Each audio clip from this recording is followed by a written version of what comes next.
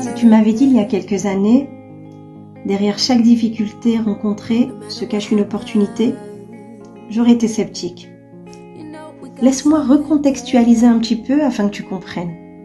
Pour ce faire, installe-toi bien. Je vais ouvrir la boîte de Pandore. L'évocation de ces souvenirs sont certes moins douloureux, mais ils correspondent à la période la plus noire de ma vie.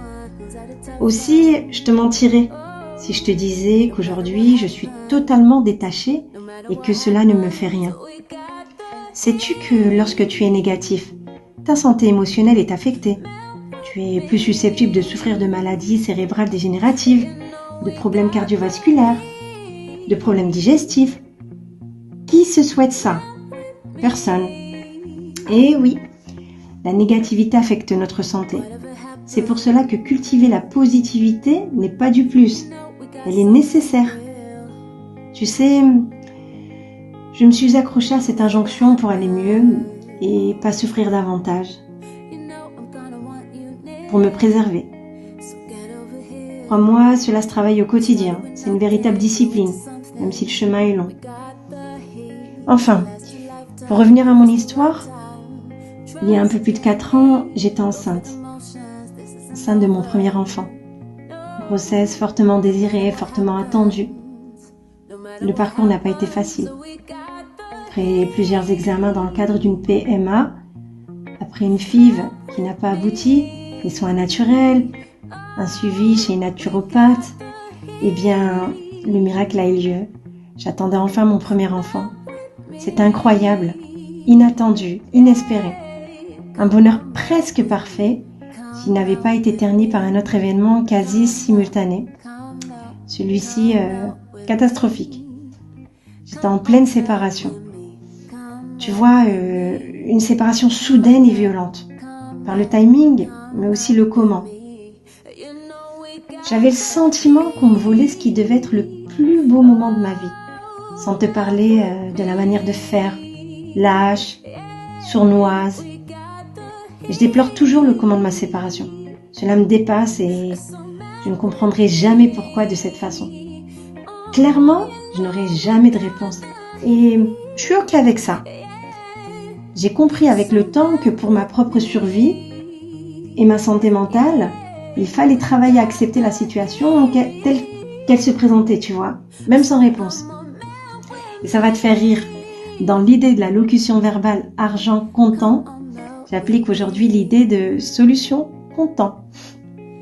Je vois que ça t'intrigue. En fait, c'est une philosophie de vie que j'étends à tout. Que ce soit ma vie privée, ma vie professionnelle, mes relations. C'est accepter de ne pas comprendre, accepter de ne pas avoir toutes les réponses. En somme, c'est accepter que les faits sont ce qu'ils sont, même s'ils nous dépassent et qu'on désapprouve. C'est observer que les faits, qui eux sont concrets, pour le reste, c'est hypothétique. C'est cela la solution comptant, à mon sens. Pour le reste, c'est que de la pollution cérébrale.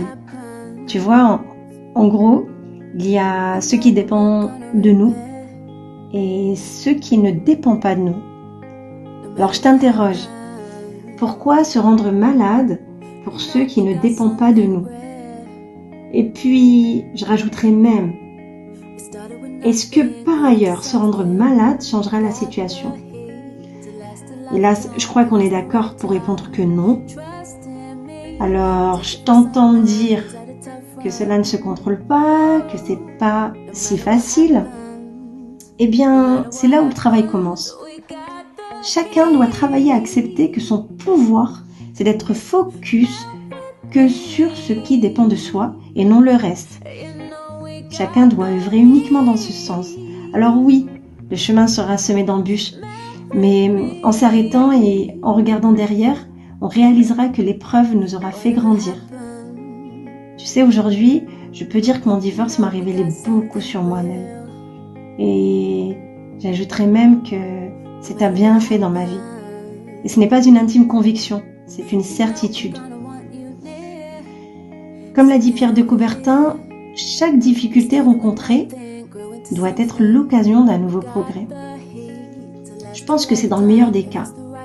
Dans le pire, ne laisse pas la difficulté t'abattre. Et puis n'oublie pas, les choses se font de manière progressive.